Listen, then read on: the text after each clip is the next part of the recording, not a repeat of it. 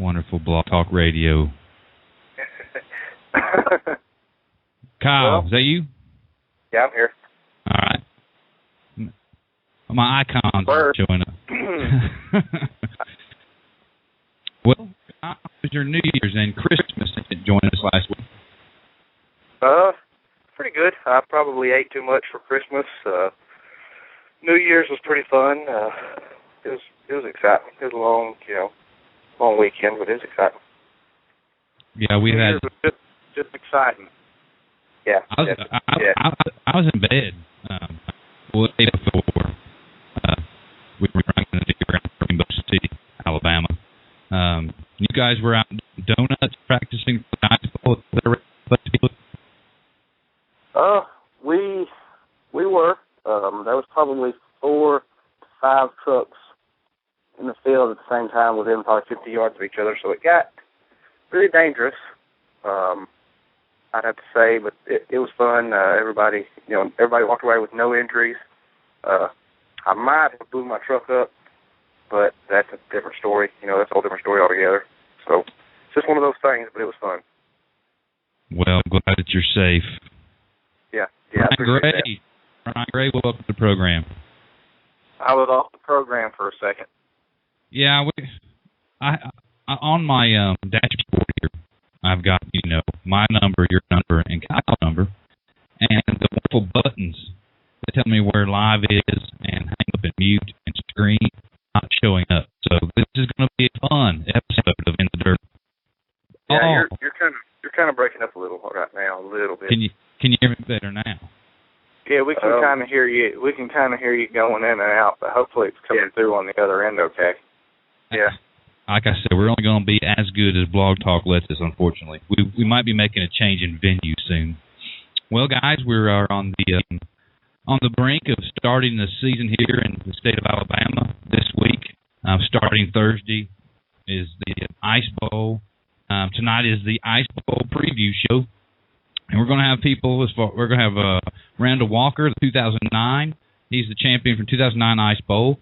We're going to have Dillon Crim on. First guest, Dillon Crim will be on here in a few minutes. He was runner-up last year. He got to watch Shane Clant lead the way the whole race last year. He'll have something to tell us about that race, I'm sure. We're also going to have Jason Wilson, who is the super late model track champion out at Talladega Short Track. Prior to all that, we will have Kelley Carlton. Car Motorsports is running the show this weekend at the Ice Bowl, plus Eddie Davis, the announcer out at Talladega Short Track, and one Tommy Tedder. Tommy Tedder is going to join us. He also is going to be announcing some of the show out there. He is the Ultimate Late Model Series, the Stan Lester Ultimate Late Model Series. He's the voice of that, so he's going to be lending a hand out of the Speedway as well. How was your New Year, Brian Gray? My New Year was pretty good. Just seen everybody and hung out, and that was about the way it went. And then for the most part, after everyone was all gone, I was at home with the wife and the baby all night, so it was all right. So what's the forecast for Talladega this coming weekend? What I can tell, well, I don't know about like 4, but last I saw, 20% chance of rain on Saturday, and then a high of like 57 with a 40% chance of rain on Sunday. Is that about right, Kyle May? I think so. I know a couple of nights this week is supposed to get pretty chilly, but I think hopefully we'll move out before the actual weekend. I think it's supposed to be like 20 Wednesday night or something. So I'm hoping that changes. Well, let's just hope that the weather, holds out for them and they don't end up with a bunch of black ice.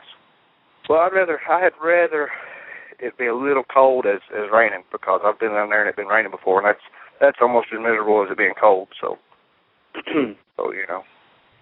So they're over there watering the track down and everything. Well, they put some new. I don't want to talk about everything until we get our. I'm sure Eddie or Mr. Carlton will be able to lend some information there about what to do with the track. And tonight we're not going to take as many breaks since we got so much coming on. We also have Cajun Mini Stocks representative coming on later in the program. So right now, let's go ahead and bring some people up. Mr. Carlton, is that you, sir? Yes, sir, I'm here. How you doing? Dave, Sure. Mr. Davis. It sounds like we're going to go through the whole night with just Webb going on in and out. You there, Kelley? Yeah, I can hear you fine, but Webb's very broken. Yeah. So, hey, you guys are running the show down at Talladega this weekend, right? Yes, sir, we are. So how's the track prep coming along? Let me correct that. I'm running the super late model and crate late model portion of the show. Well, you going to bring the water truck out and get that place all wetted down this week? Well, you know, that's the racetrack guru, Mr. Now, we don't want to hear no well now. Mr.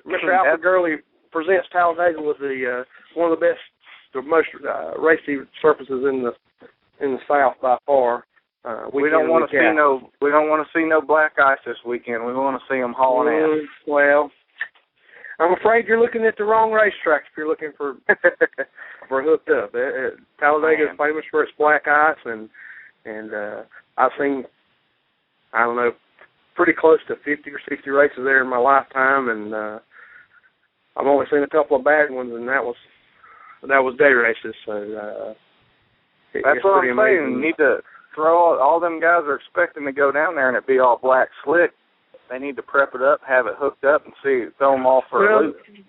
They'll definitely do their job and work on it, but 400 race cars over 4 days kind of does take its toll. But they'll do a good job with it, like they always do. And you know, you take day racing with a grain of salt like usual, but it's still always an outstanding event, and there's just a lot of fun to be had. And it's a great time of fellowship, and you see a lot of people, and you're going a couple. Well, of course, we don't have much of an off season anymore, but you go a couple of months without seeing guys and things like that. But and then you see people that you haven't seen for a few months because you don't go around them that much.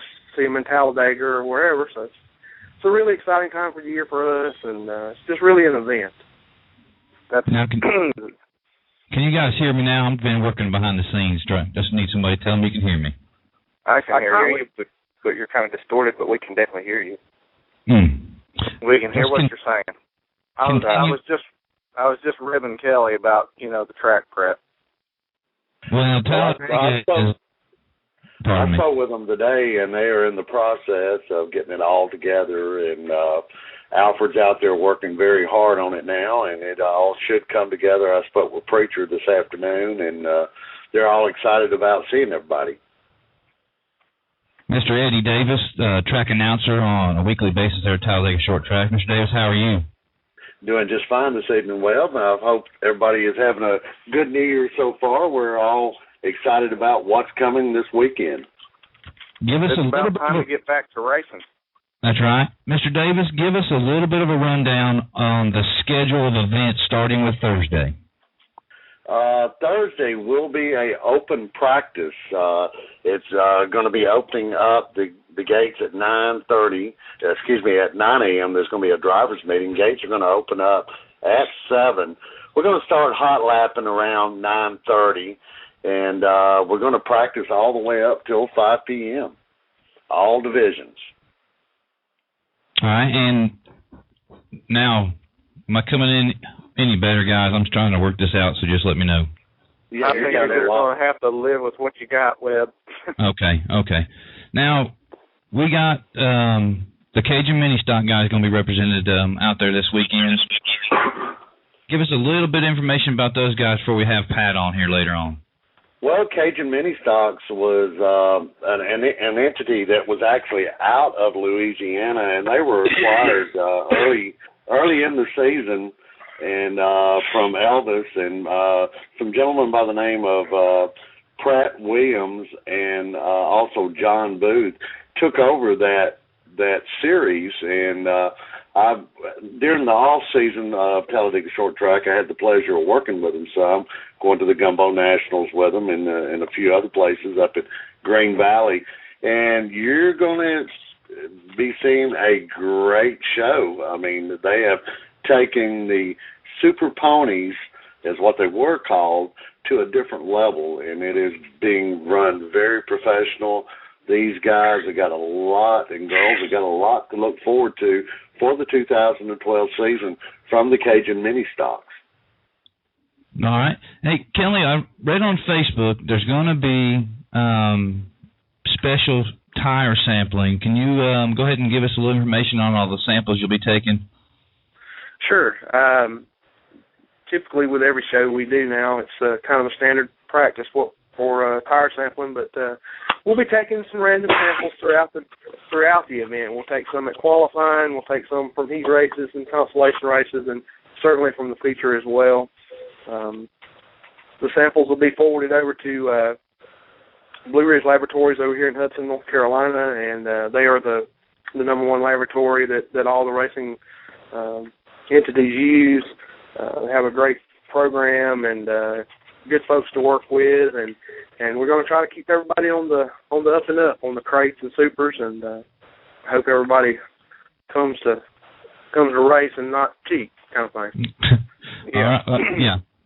Now that's the same lab that started Tiregate up here in the north. Well, I can assure you that it's not because of the laboratory. I'm an engineer myself. I'm not doubting that.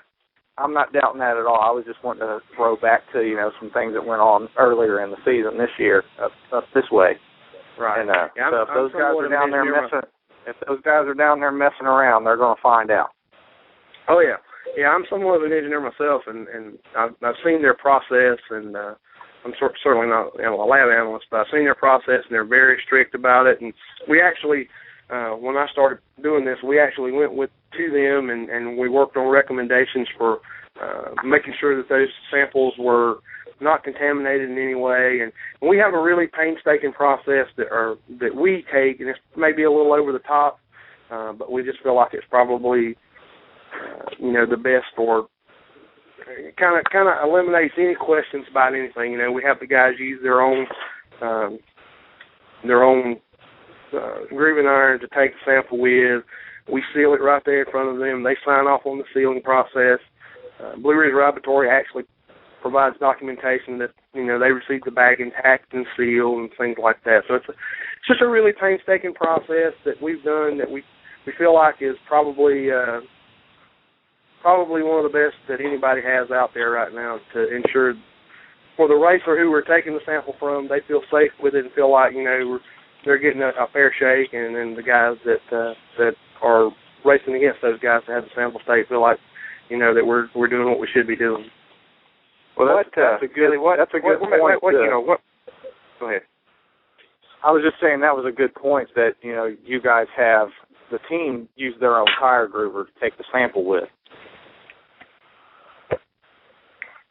Yeah, I know of an instance or an occurrence that happened at a different racetrack in a different series earlier this year, and there were some questions about some of the things that came back in the samples, and one of the elements that came back on one of the samples was actually a plasticizer that is used exclusively by Goodyear Tire and Rubber Company. It's not something you can buy off the market. It's an exclusive chemical to Goodyear Tire and Rubber Company. So the only explanation for this Hoosier tire having this sample on it, or actually wasn't a Hoosier, but the only explanation for that tire having that in is because they use a contaminated blade or a contaminated grooving iron, and it actually mixed in with that sample. So that's one of the reasons that we're careful about that. That's something in the South that's, and I'm sure it's the same everywhere, Brian, but in the South, the tires have always been just a hot-button issue for, you got guys going over to Mississippi getting thrown out of races, and people, the sniffer. Are you guys using a sniffer, or is it just going to be totally take a sample and send it to the lab? Samples only. What's sniffer is absolutely the worst thing in the world, in my opinion, to use, and there you go. So we just use samples. All right. Yeah, real quick, I want to keep this going. I want to welcome Tommy Tedder to the program. Mr. Tedder, you with us? Yes, sir. Hey, Webb, how you doing? I'm great. Tommy, you're going to be helping out this weekend at the Ice Bowl. This will be your first time at Talladega Short Track. Is that what you told me? It is. It'll be my first time there. Really looking forward to it. Kelley's told me a lot about it. Looking for a very exciting weekend, helping out with the supers and the Great Lake models. Tell us a little bit about the year that was in 2011 for the inaugural series of the Ultimate Series, and what's in store come 2012? Well, with the Ultimate Series, we started out down in Modoc, a very cloudy, stormy day. Didn't think we'd get the race in, but, man, we put on a show and a half down there, had 4 lead changes in the last 2 laps, and that just kind of set the tone for the whole year. We had battles for the lead every single race. The first race was won by Chris Madden.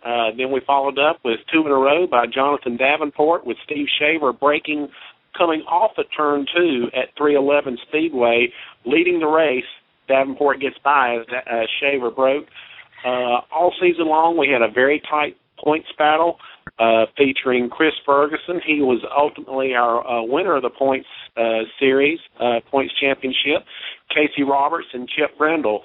Chip Randall being a rookie in the series, a rookie in a super late model, and ran hard for the championship and started the season-ending finale only 4 points out of the lead. Casey Robertson only sitting 2 points out of the lead. So it was just an exciting year all year long for these guys. We traveled a lot of miles, but had a great series, and looking forward to what we've got coming on this year. Some new tracks, a little bit of change in some venues. Some places I've never been, and some of our drivers are probably hit them all, but we'll see what goes about. It's going to be an exciting second year for us.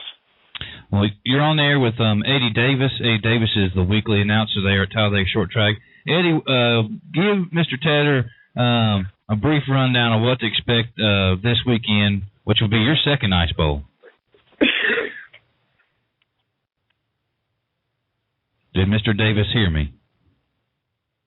No, he's gone. Okay, he hung up. I take that back. We won't be hearing from Mr. Eddie Davis. Tommy, the racing you'll see this weekend isn't the racing you would see, and Kelley can back this up, in July. Hopefully, we can all hope for good weather and maybe, but it's a different racetrack in the wintertime. Kelley, tell me a little bit about the Southern All-Star Days and what it was like in midsummer at Talladega Short Track. Well, I was just talking when Brian and I were kind of talking about the track prep stuff. I told him I might have saw 2 bad races in the 10 years I've been going, and most of that was day racing. It's the place is just incredible. When you see race cars go 5 wide around that place, and it has happened many times, it's just unreal. And it's not just super late models. It's not just your lower division. I mean, it's nearly every division. These guys are racing their guts out, and it's good top to bottom, And I think a lot of the key to it is those guys, they aren't going super fast, so they're able to maneuver a lot better, and they can race a lot better. The track is just so multi-grooved. I think the late Barry Holman, he hung that tile of hornet's nest on that place. And the first time I ever saw an open-wheel modified race there was probably, I guess, around 2000. And I understand after that race why they called it the hornet's nest. It was just incredible, wild, crazy, swarming. 20 cars in the field, and they were all seemingly like they were all battling for the lead, It's just an incredible place. And it's very special, holds a lot of memories for me personally and a lot of people in the area for sure. And like I was telling Brian, the Ice Bowl is just kind of an event. There's no other way to describe it. The racing might not be perfect, but it is racing. It's January, and we're racing. And Preacher and Alfred have done a really good job of holding this thing together and sticking out. No matter what the weather's been, if we could race, we raced. A couple years ago, probably the most hard conditions of anybody with all the mud we had out. Man, it made for a great race. And that's right. So we're excited about this weekend. It's going to be a great deal. Now, go ahead. Well, if I may add, some of the drivers I've talked with and their crews, they say that this is a track that really puts it in the driver's hands. They can't put down 900 horsepower here, They got to really work that throttle, so it's in the crew's hands to helping that car get set up right, making sure it'll get the bite up off the turn. But it's really in the driver. He's got to really be gentle on that throttle to get her hooked up and down that short straightaway back into the turn.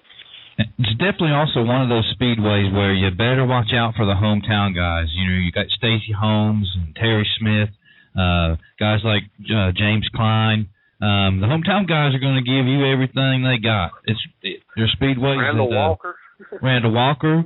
The hometown. Danny Peoples. I mean, Jason Wilson. I mean, it's a long list of people.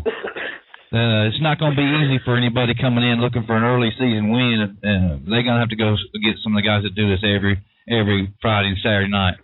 Well, all right, Mr. Tedder and Kelley, we're going to move on. Thank you all for joining us. What time is the heat races and qualifying start on Saturday? And where do we go for information? TalladegaShortTrack.com, that's the website? Yes, sir. There's also a Facebook, couple of things on Facebook. You can go. There's a Talladega Short Track Facebook page, as well as an Ice Bowl XXI Facebook page, and then there's an event out there that's been started as well. It has all the information on it. One thing I did want to get out, Webb, was they did announce the multi-day pass stuff for the weekend.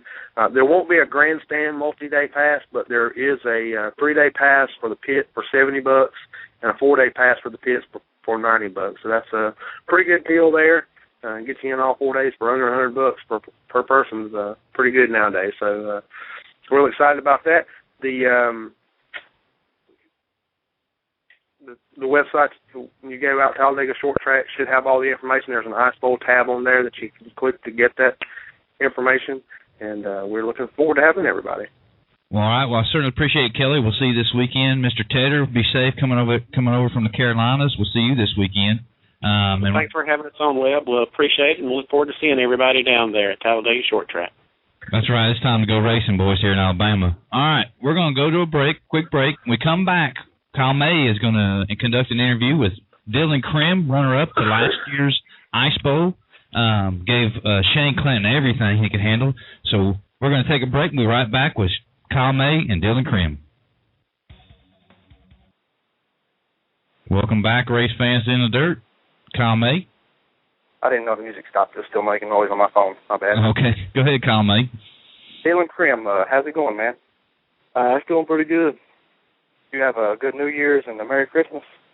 We have pretty good Christmas and a good New Year's, and just trying to get ready for the Ice Bowl.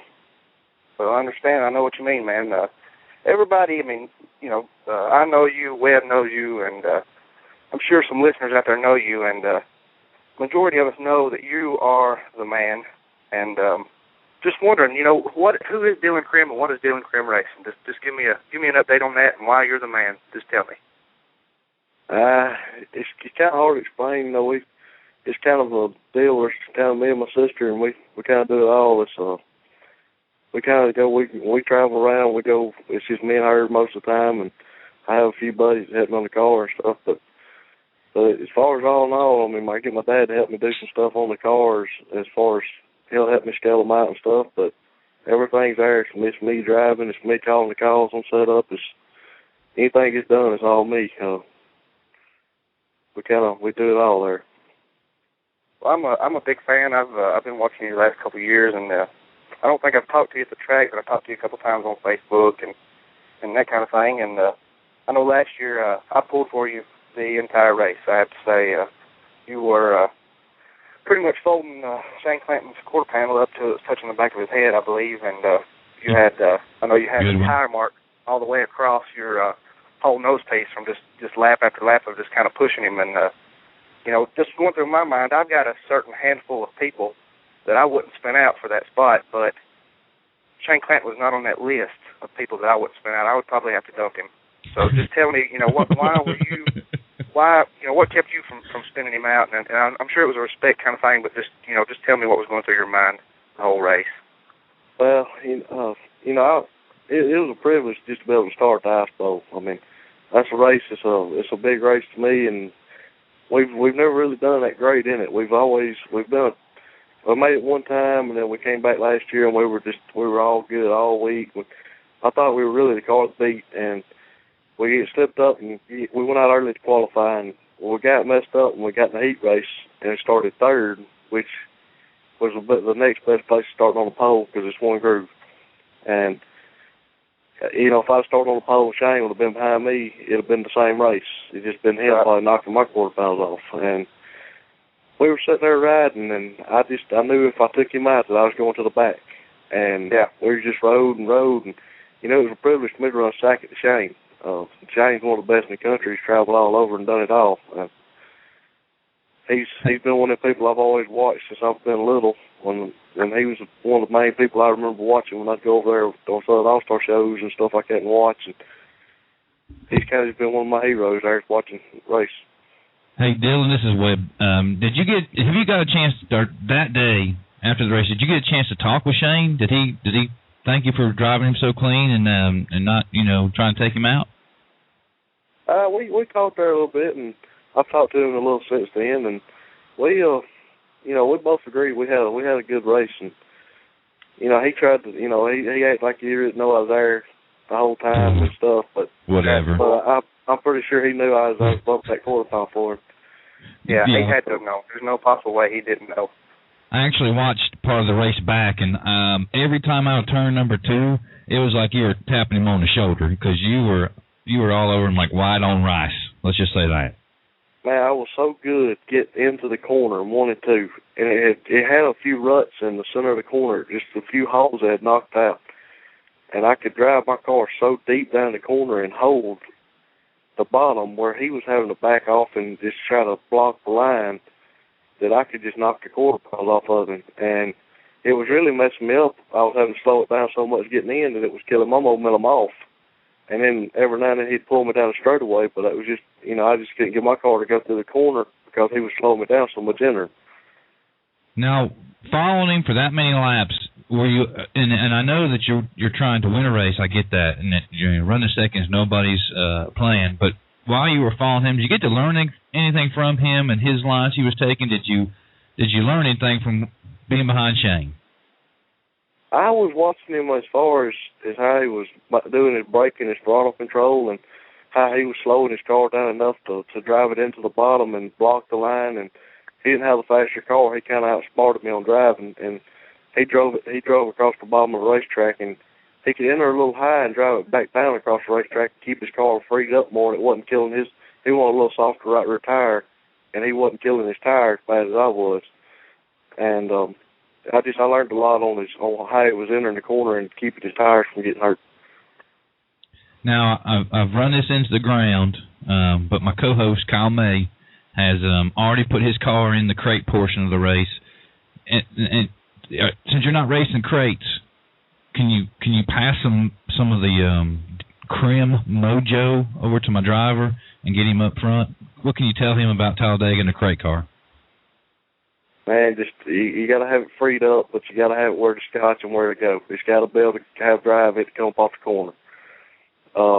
In the rubber, it's not as hard to get the side bite because your tires make up for it in the rubber. But you got to have the forward drive. That's the biggest thing.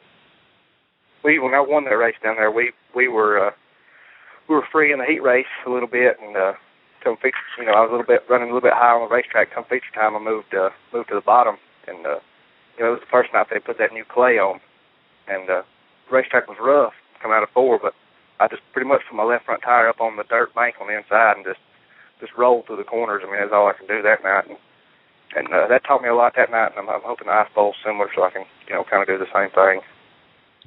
There's at Talladega, there's a bottom, and then there's what I call the ice bowl groove. It's usually a half a car length out of the bottom, and if you ever hit that rubber, you got it. If you ever go above the rubber, you're done. Me, myself, personally, I've always thought I've done better than the rubber. Every track I've ever been to where it's been rubbered up, I've always done good. And one thing about it is at Talladega, if you can get in the bottom and go through the bottom, you can always drive to the top. But And the rubber at Talladega the Ice Bowl, like it is known to rubber up and get one groove in the bottom. If you can ever get your car where you can get scotch and actually get in the very bottom and turn under people, you can outrun them all day long. Right. Well, I appreciate the advice, man. I'll definitely take it to heart and use it. Put it up front, Kyle. That's what I'm talking about. All right, Dillon, did you use the momentum with the great finish you had in the Ice Bowl? I mean, how did your 2011 season go overall once you guys left the Ice Bowl? We left the Ice Bowl. We went to Ringo to drink up with our boys at Ringo, and we run the cabin fever. And my first trip up there, and the tire guy didn't show up that we thought was going to be there and stuff, and we were kind of behind on tires, but we had a good run there. I think I come out with the top 10, and we went to the Bama Bash, finished 6th. I started off with a good year. And we come to Talladega, and we won 2 races there at the end of the year, and we were really good and run top 5 every week. And we kind of got off at the end of the year. We got to struggle and had a little bad luck, and I was having to try to do a lot at one time, and racing wasn't just the number one thing on my mind at once. It was a point where I was having a lot going on, and we ended up falling off a little at the end of the year, but we just took a break, and we tried to get regrouped and all. We're going to go back at it hard this year. Well, I certainly appreciate you coming on.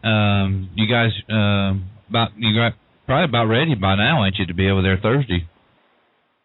We're putting a new car together, so it ain't brand new, so we bought a GRT car, and we're putting it together. We actually got the motor cranked today and everything, so we'll have it all ready to go. It'll be ready to load up tomorrow evening. It'll be ready to load up. Well, that's Dillon Crim. Dillon, I really appreciate you coming on In the Dirt. You told me offline that you were a listener, so I really appreciate you listening. Hope we entertain here in the off season. So good luck this weekend at the Ice Bowl. Go out there and maybe get you a win this time. All right, man. We certainly appreciate it. All right, Dillon Crim. Thank you, man. All right, we're going to keep moving right along. We got a lot of stuff going on tonight. What'd you think, Kyle? It was a good interview. You did a good job, man. I appreciate it. I like Dillon. Like I said, I haven't ever talked to him in person, but I talked to him a couple times on Facebook, and I've seen him. But usually when I see him, me and him are both busy at the racetrack, and it's hard to interrupt somebody when they're doing something, and I don't need to break any concentration and that kind of thing. But I like him. He seems like a nice guy, and I look forward to talking to him probably some this weekend. All right. Well, I'd like to welcome to the program now Randall Walker. Is that you, Mr. Walker? Yeah, that's me. What's going on, brother? How you guys doing? I'm just thinking living the dream, Webb. Living the dream. No, earlier, Randall, my driver, me and Kyle are both affiliated with Old Man's Garage, as you know, and my driver tells me that he's off doing donuts a week before the Ice Bowl, that he's in the crate portion. That is a good practice. Good practice. I've been reading his Facebook. That's the way to practice. Believe me. I got you. Okay.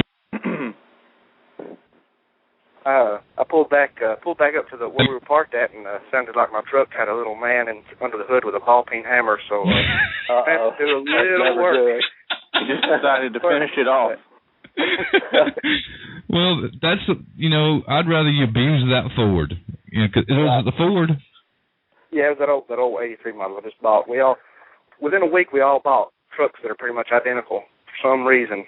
I got mine first, then another boy got his, and now we all three have 80 model Ford trucks. And we were all a good vehicle.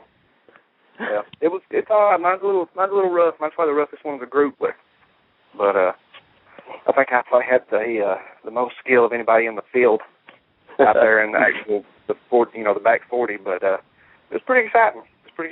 Very dangerous. I look back now, and I kind of maybe should have used a little more sense, but it's over with now. We had fun. So. Yeah, listen, it's all fun and games when your Dukes are hazarding until Roscoe come and get you. Well, Randall Walker, 2009 Ice Bowl champion. So this is a gentleman who knows what it takes to get it done in January at Talladega. Take us back to 2009 and talk to us a little bit about that particular race and what it meant since it's a hometown track to you. it's always meant a whole lot to me. I remember going whenever I was small and watching my dad and race, and I've been there ever since, I was born, watching everybody, and it meant the world to win it. It's I don't know, it's a feeling like you won't never feel. It's something else. Well, that race you had all you could handle with Billy Mayo, if my memory serves me correct. Yeah, we were racing real close, and we got into lap traffic, and he got caught up, and got his bumper turned up under his car, and I don't know. It turned out, I hate it for him, but it turned out good for us. That's right. He did have to leave the speedway, and I think he found out later he might have been able to continue, but they didn't find out till later. Yeah. Now, Dillon Crim gave his analysis of a January speedway at Talladega Short Track. What? And this is a surface deal. We got new dirt that's been put on there, tailing the last season. What's in your mind when you go to January Talladega Short Track versus a July Talladega Short Track? Most of the time it locks down in the bottom with the rubber and all, and I imagine it'll probably be the same this year, especially with the warmer weather the way it's going to be. We've been able to race there a good bit, I've come from back a few times and had some good runs, but most of the time it locks down and end up being a one groove. Qualifying is important. Running good in your heat race is very important. So that's the stuff you need to do whenever you go, So you guys all ready? You got the Walker machine ready to go for Thursday practice? Yeah, we're pretty much ready. We still got a few things to do, but yeah, we're pretty much ready to go. Now I forgot to ask. Let me bring Eddie Davis back on real quick. Okay. Hang on one second, Mr. Davis, you with us? He's not. Here he comes. I'm with you. There you are. Hey, are we going to do the championship race again? The former champions, is that on the card this weekend?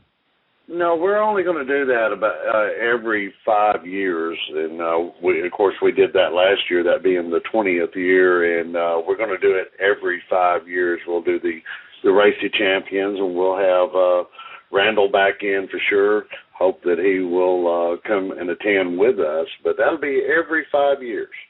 Okay. Now, you have something interesting to tell the listeners and the people in my chat room. We're giving away some stuff tonight for the Ice Bowl. Okay. Yes, we're going to be giving away 2 grandstand tickets tonight. They're going to be 2 separate giveaways tonight. And I do stand to be corrected. I said earlier in your show that the gates were going to open up on Thursday at 7. That's going to be on Saturday morning. Gates are going to open up Thursday at 9 for the practice session through 5 p.m. Okay. Now, let's go ahead and don't go nowhere, Randall. Okay. Real quick, I want to put out, I'm going to randomly choose one of our listeners or somebody from the chat room. Go to Facebook, go to find In the Dirt, and just comment on In the Dirt Facebook page. And I'll randomly select the first. It's just a single ticket.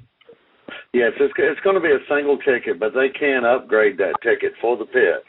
Okay, so what I'm asking my listeners to do, whether you're just listening or whether you're in the chat room, is go to In the Dirt on Facebook. Go to Facebook, search In the Dirt, and I will randomly choose somebody here in the next 30 minutes. Last week, I also still have to give away the pay-per-view from Dirt on Dirt.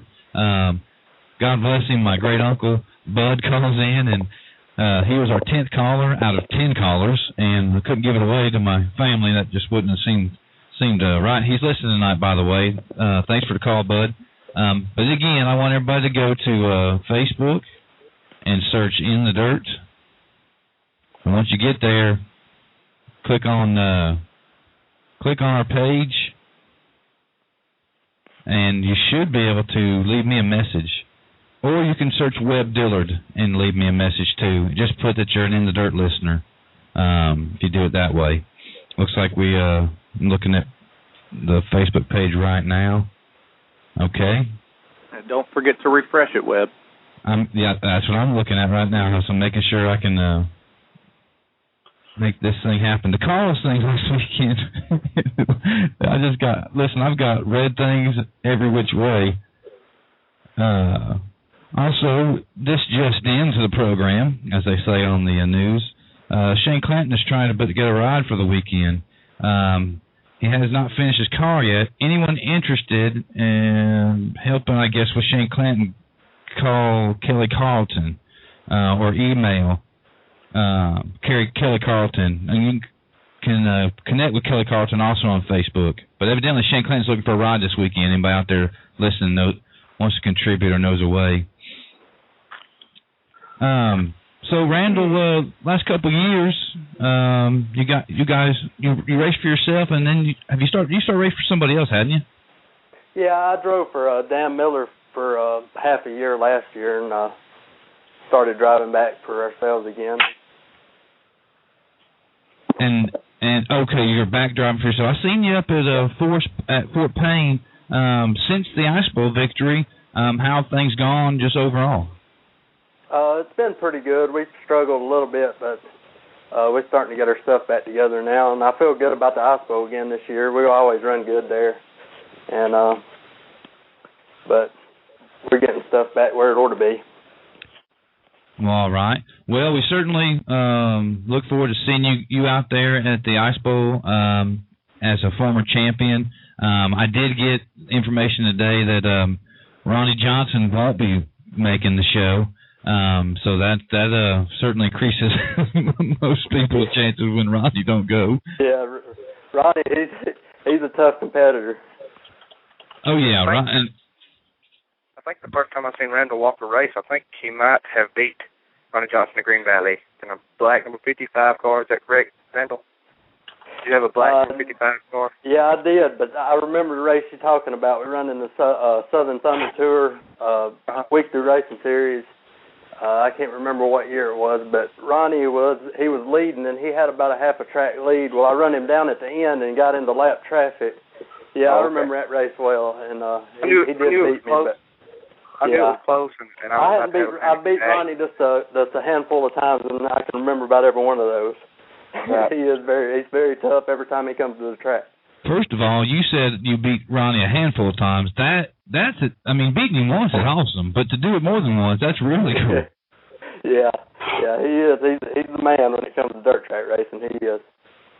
Well, all right. Well, Randall, I certainly appreciate you joining us on In the Dirt. You're welcome back anytime. Before you go, what's coming up after the Ice Bowl for you? What's your schedule going to include in the coming months? I don't know really. We just have a limited amount of races that we run. We just go with the flow of what we decide to do. Pick out what we feel like we might do good in, and that's pretty much the way we try to handle it.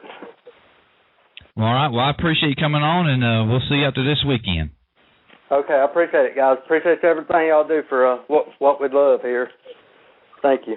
No problem, man. Hey, you guys race for love, and we put the spotlight on you guys because we love the sport. So, okay. Randall Walker, everybody. Can't wait to see everybody this weekend. See you later. Rock and roll. All right. All right, we're going to keep going. We're going to keep going here. I'm going to check the Facebook here in just a minute. I want to welcome to the program Mr. Jason Wilson. Mr. Jason Wilson, are you there, sir? Yes, sir. I'm here. Jason Wilson, the 2011 Super Late Model track champion, Talladega Short Track. What can we expect this weekend out of your program? Well, hopefully the same thing everybody else is wanting. Like Randall said, you got to qualify good, heat race good, and throw a rope and hope. That's all you can do this weekend. That sounds like fishing. Yeah, sometimes it's a lot like fishing. Hopefully we don't get enough rain to turn into a bass tournament. Yeah, that's right. So, I know tonight's show's kind of been a little bit of a hometown deal. So, if people listening outside the area,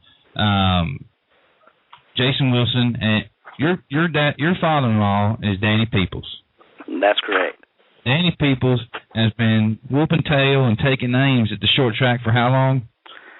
As long as I can remember. I remember going up there when I was probably 5, 6, 7 years old, sitting in the grandstands and watching him just dominate week in, week out. And it was a long time. I never thought I'd be married to his daughter, but it's funny how things work out. Well, now, were you so you were into racing before, and you knew who Dane Pete was before. Were you on the path to race before you got with the People's family?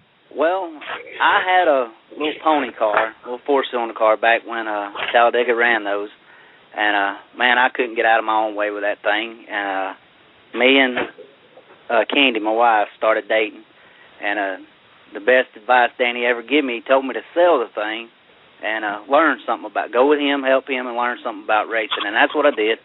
I come home, I sold it, started helping him, helped him for, 3 or 4 years. Just learn what a car's supposed to do, what kind of changes to make, things like that. He taught me everything I know. And when he broke his back in, I guess it was the 2005 I believe it was, he broke his back that Saturday in a wreck, and we went up that opening night at Talladega when the season opened.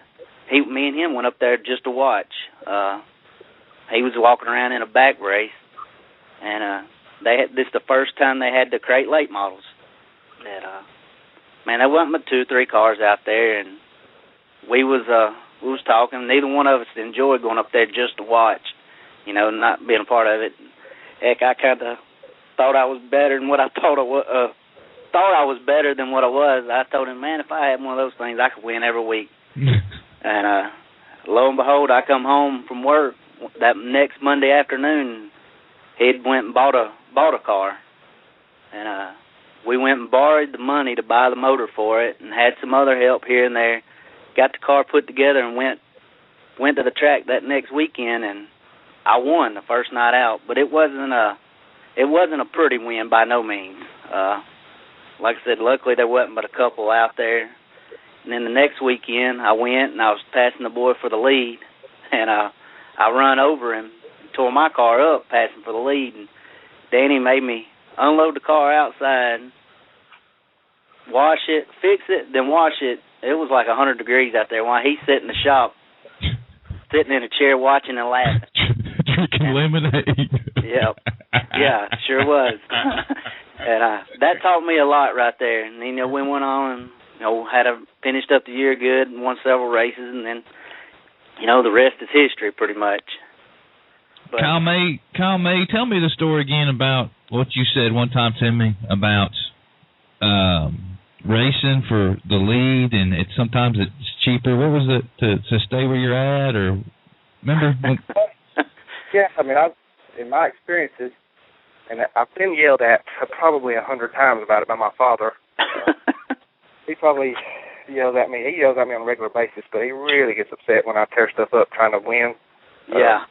He's like, it's better to finish a race than win. It's better to finish. He said his motto has always been in my whole life is you got to finish to win. That's right. And he said you got to crawl before you walk.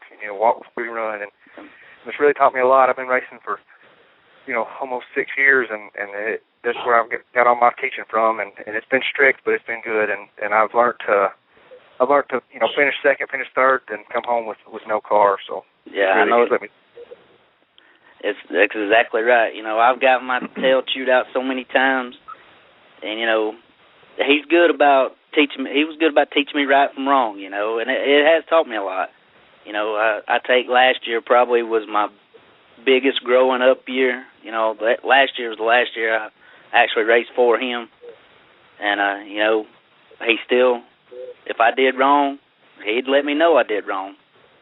So you never got any of those talks about either checkers or wreckers? No, I've never got any of those talks.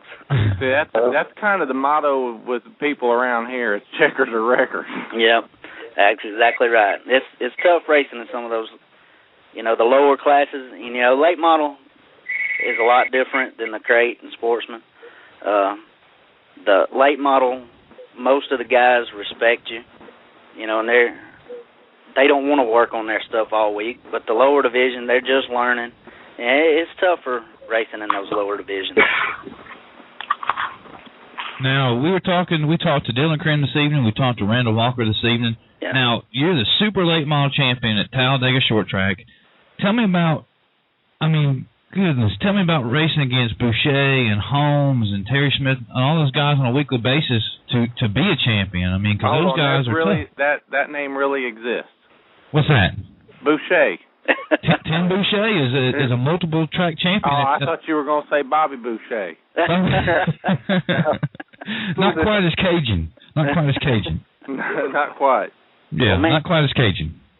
Talladega is unique because there's 10 guys out there week in and week out, like my father-in-law Danny, Dillon, Randall, Boucher, Terry, all those guys. They can win on any given night. And when you can go out and beat them, you know, we was fortunate enough to have a real good year. When you go out and outrun them consistently, you feel like you can go anywhere in the country and run good. It takes you to that next level where you think it gives you the confidence you can do it anyway. Now, you guys how many wins this season did you guys have out there? We ended up winning five races, and I give away a couple of them by making mistakes. I thought you did. I'd heard chatter that you could have won more than what you did. Yeah. But I can count. You know, I know 2 races I just slapped giveaway. But I mean, that was part of learning. You know, those were early in the season.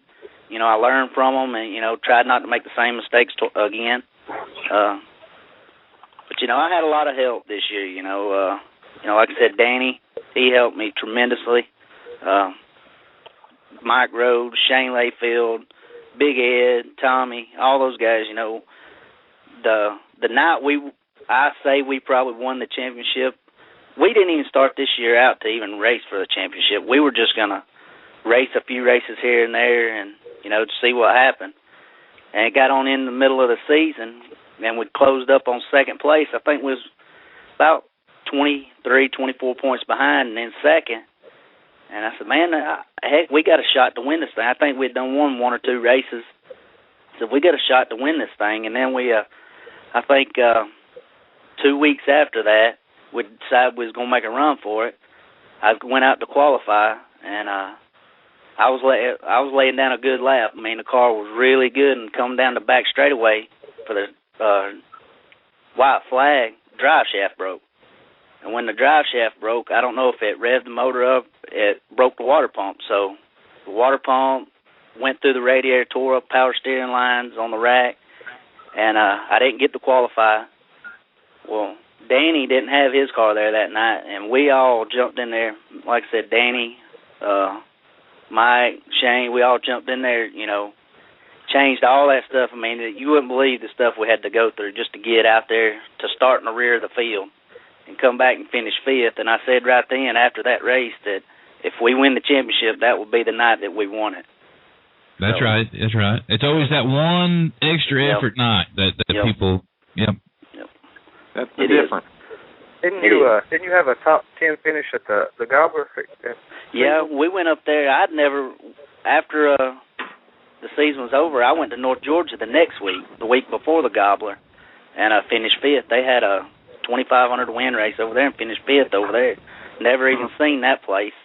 And then we went to the Gobbler, and I'd never raced on it. I'd only been up there to even watch a race once or twice, and qualified pretty good, which we could have qualified a lot better if something was wrong with the carburetor and I just couldn't get up off the corner. It was wanting to stumble and spit and pop all the way down the straightaway, but we qualified decent. I think we come away with a 8th or 9th place finish, something like that, which, with that field of cars that was up there for that race, I was just tickled to death just to even make the race, to be honest with you. Yeah, there was a bunch of big timers there. Yeah, there was. Yes, there was.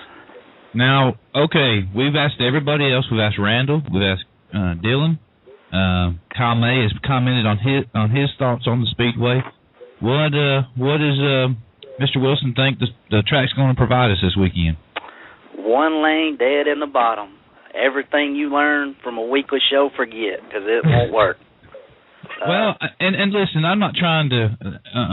This is why this race is unique, because the race starts at practice, the race starts in qualifying, the race is in the heat race.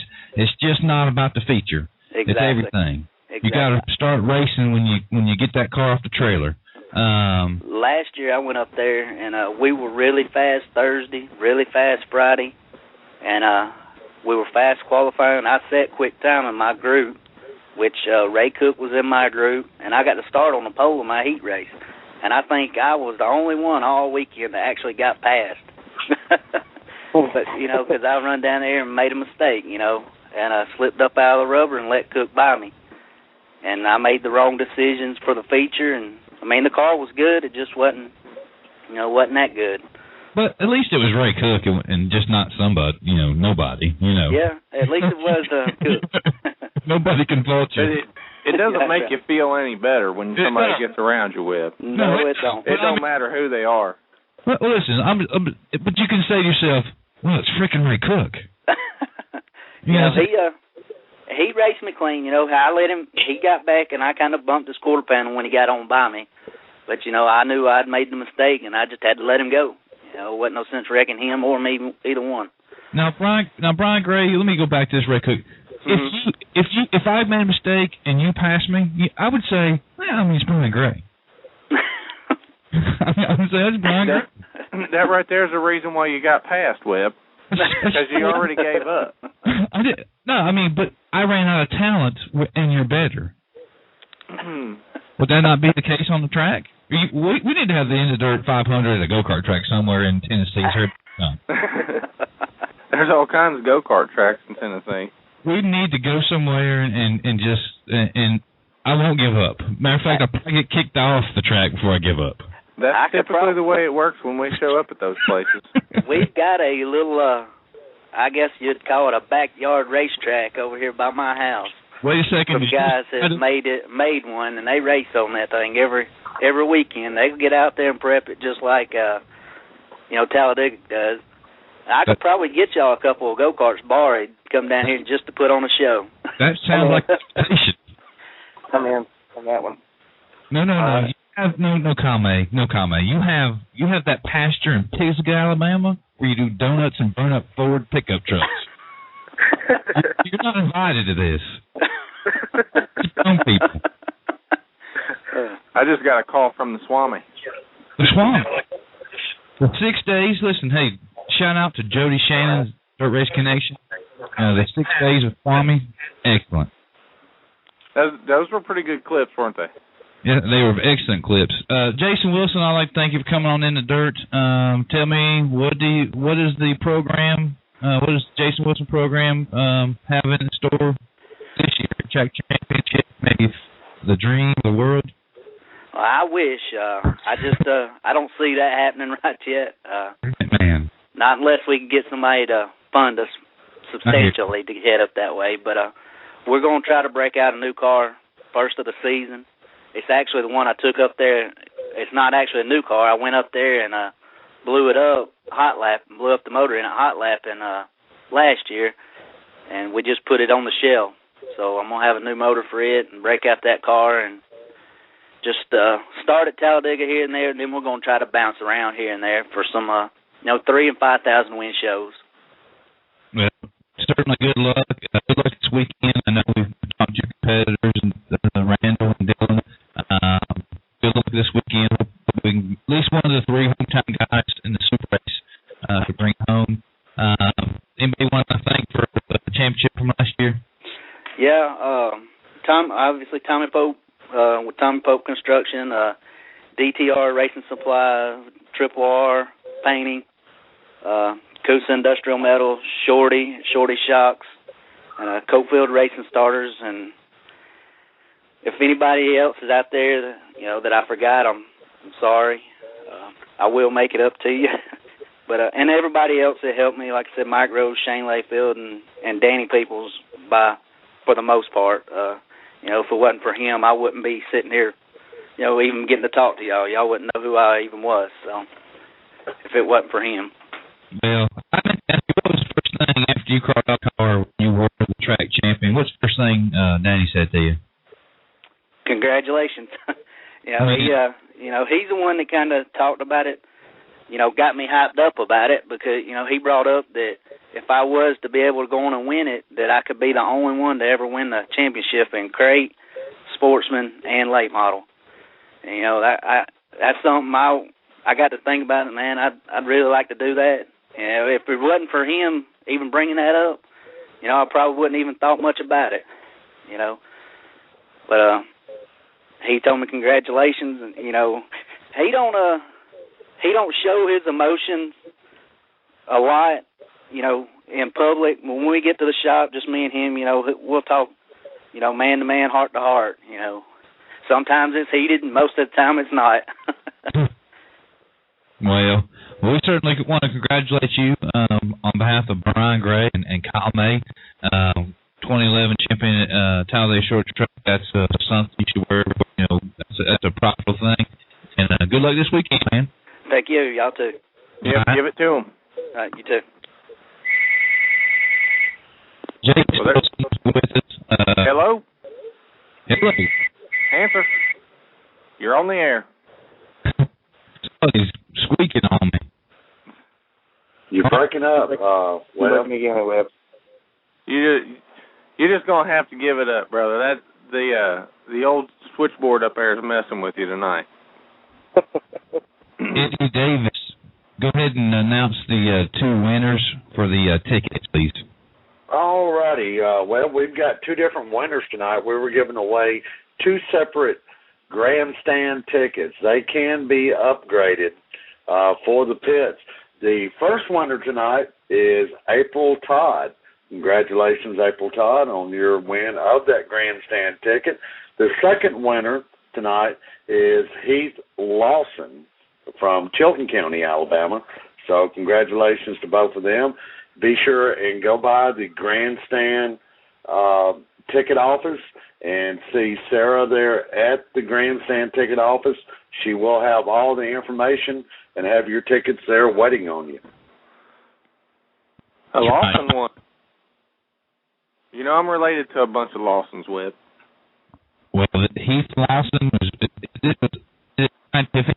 I had Emmy, who was 5 years old, come into the Facebook page and point at the screen, and she picked out April Todd and Heath Lawson. So my daughter Emmy was the scientific method used. Webb, stand still. You're breaking up, bud. He was talking. It just kept on coming in and out, didn't it? It just kept coming. While he's trying to get his microphone fixed, Brian, I'm going to give a little quick rundown. I hope Webb doesn't mind.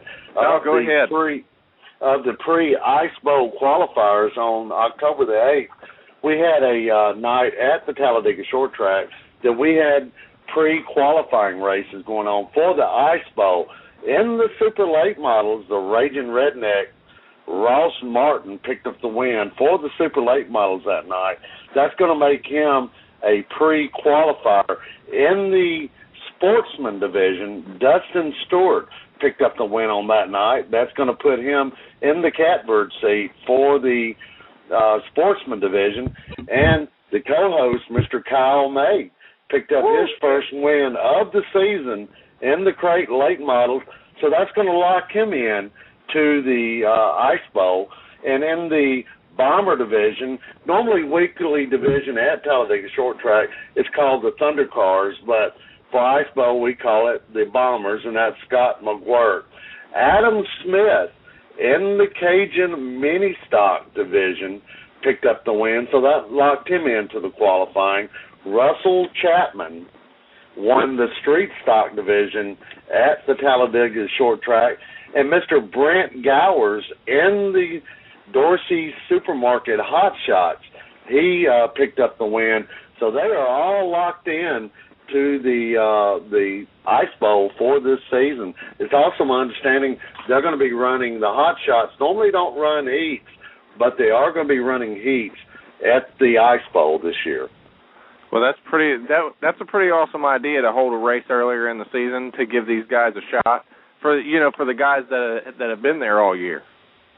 Right. Well, these guys are there each and every week racing their hearts out, and they want to have a shot to get up there in the money and also to win that Ice Bowl trophy. I mean, it is a prestigious thing to win the Ice Bowl in their different divisions. I mean, so you're going to see a lot of cars, a lot of different drivers and personalities that's going to be there at the Talladega Short Track this coming weekend. If you've never been to an Ice Bowl, you need to make your plans to be there this season. Now, have you guys been making your rounds on the web just to see who's going to be showing up there? Yes, Jimmy Thomas is definitely coming. I believe Ray Cook's coming.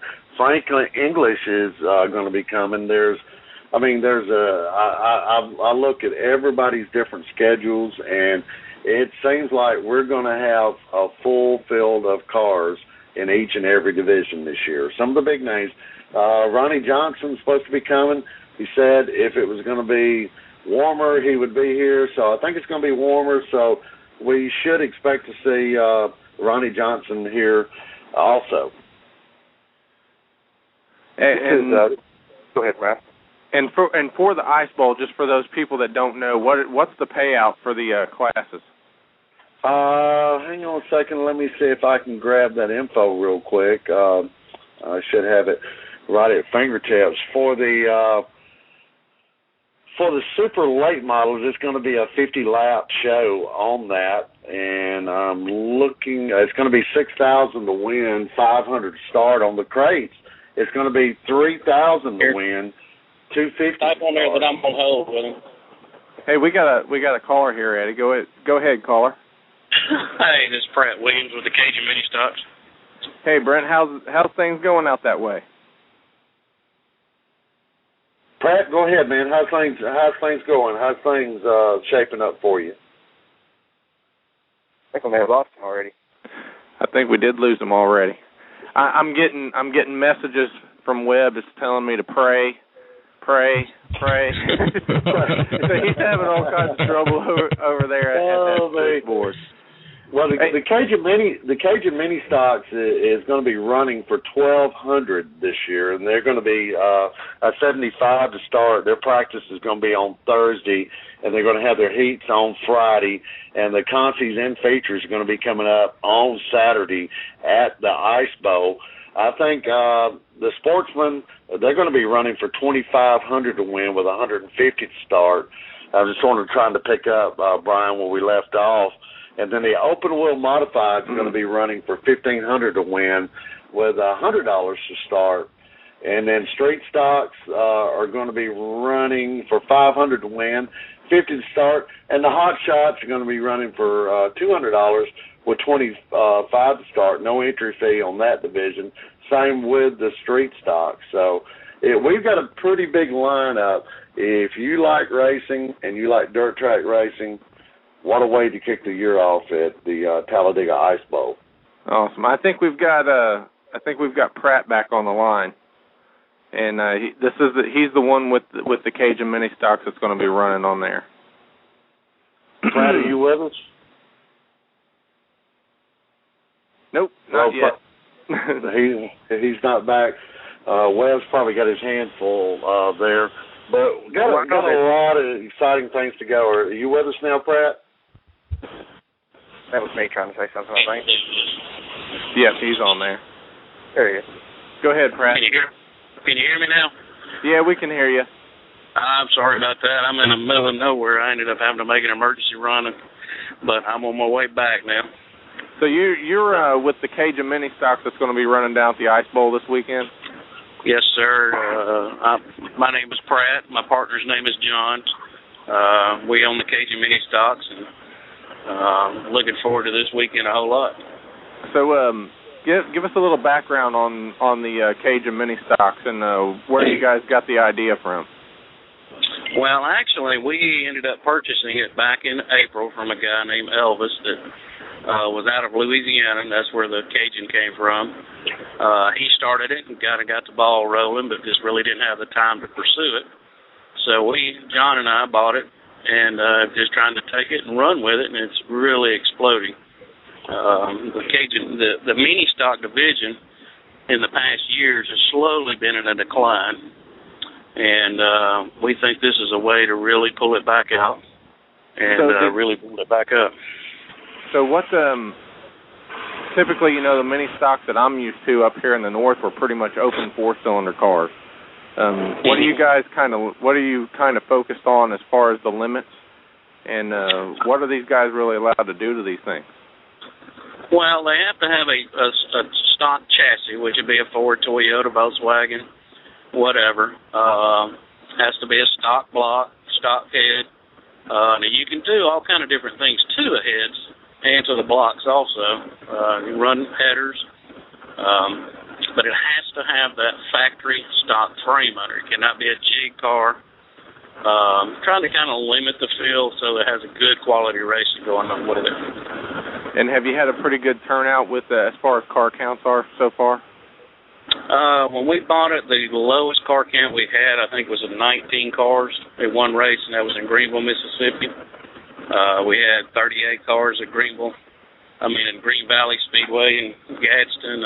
We had 35 at Talladega. We had 23 cars show up at Magnolia Speedway over in Mississippi. So we've been really tickled last year with only having half a year to schedule. We had 9 races last year. Very, very successful. And everybody that we've talked to is just really excited. We're expecting probably 50 to 70 cars show up at Talladega from the response we're getting. Well, that should be that sounds like you guys are expecting a pretty good turnout. Now, this is pretty much a starter class. I'm going to assume this is something that most anybody can get into fairly cheap. Well, not really, because we're considered a modified class. Mm-hmm. If you're in a pure pony, like a pure pony class, and you have to have stock everything. We allow racing pistons, racing rods. The heads have to be worked on. A typical head for one of these cars, like on a Ford 2300, would cost you between $19,000 to $5,000 to have it won. And then you've got probably another $2,000 in the bottom end. Full roll cage, harnesses. You're talking probably $8,000 to $10,000 for a good running car. So it's not really a starter class. It's kind of a step up from a pony class or a buzz car. So this is more for the guys that have already been involved with it a little bit, giving them a little more room to expand what they've already been working on. Right. Now we have a group out of Georgia that comes up here, and they've got a 13-year-old, a 16-year-old. We've got some others. My son was 14 when he first started running into the modified class. So you can do it at a younger age, but most of us a little bit older. Yeah, most of those guys, Brian, mean business. I've watched a couple of their races, and they get pretty serious about it. They're nice cars. They're just from the outside they're just as nice as my late model car. So they about it. It's been quite a few years back, but I worked with some guys with the Arca truck deal, and that's what everybody ran on them was typically there were 2300 Ford engines, but it got to the point where they were building.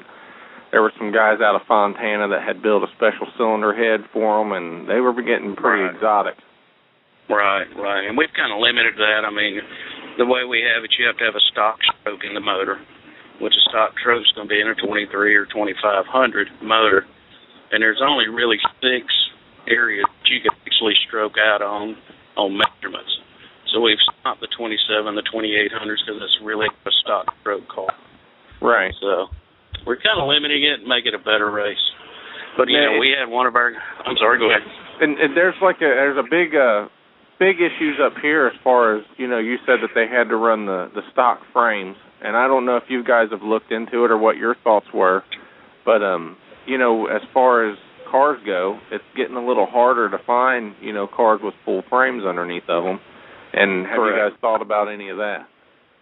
Yeah, and that's why you see more and more Ford than you see anything else, because there's so many Mustangs, stuff like that you could actually, that are still available. Now, when I say stock frame, if you look up under most cars, the whole rear end of the car up to the shock towers have been cut off.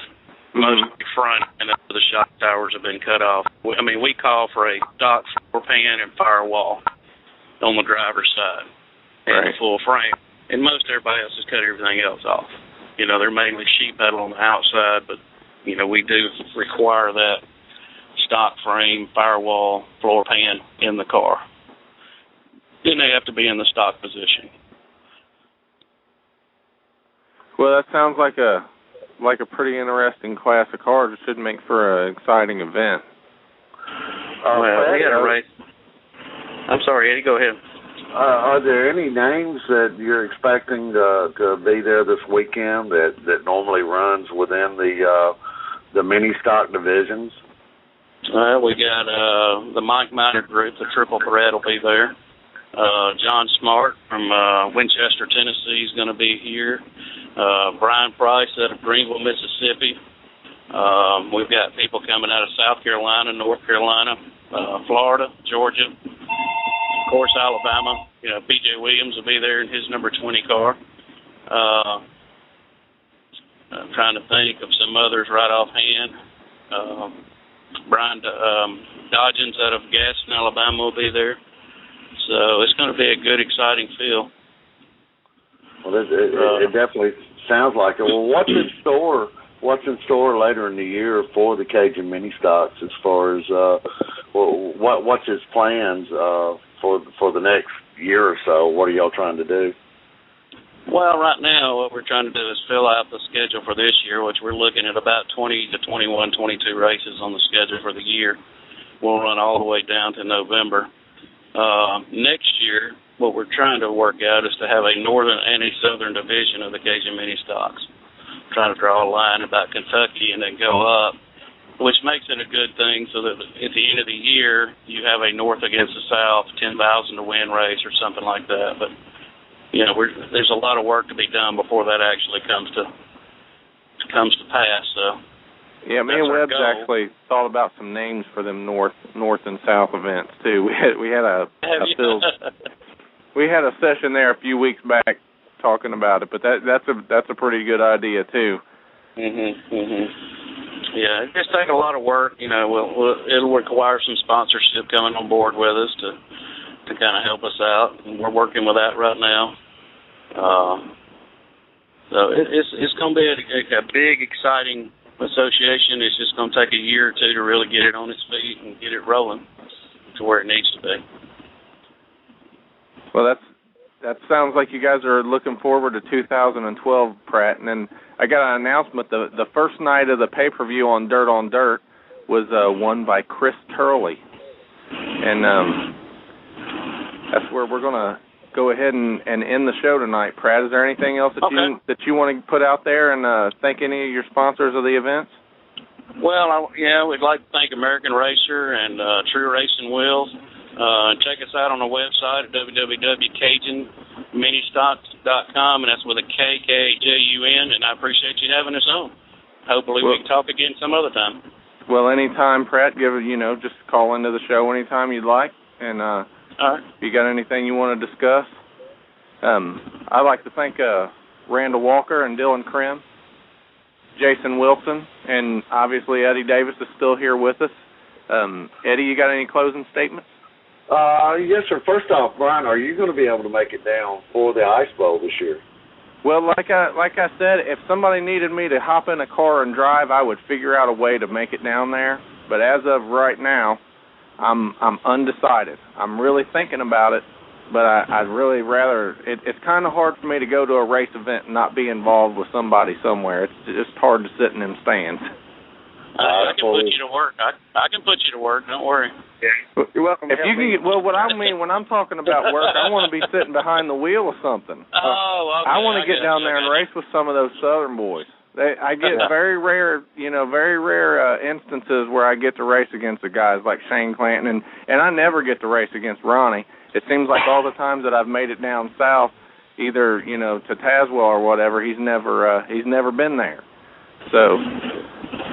Well, make your plans. Come on down. We'll try to find you a ride, Brian. We'd love to have you down. And but if anybody would like to find out any information about the Ice Bowl, they can go to TalladegaShortTrack.com, or they can call Dennis. Not that his phone's not busy at all, but anyway, Dennis can be reached at 256-405-6460. And we look forward to having a full house this weekend. Want everybody to come down and have a good time. It's going to be a great weekend of racing. And Eddie Davis, we thank you for helping out tonight. And I'd like to thank Tommy Tedler as well. Missed his name there. And as for Kyle May and Webb, I'm the baddest man alive. I'm out. Good night. Thank you. Yeah, good night, guys. Thank you.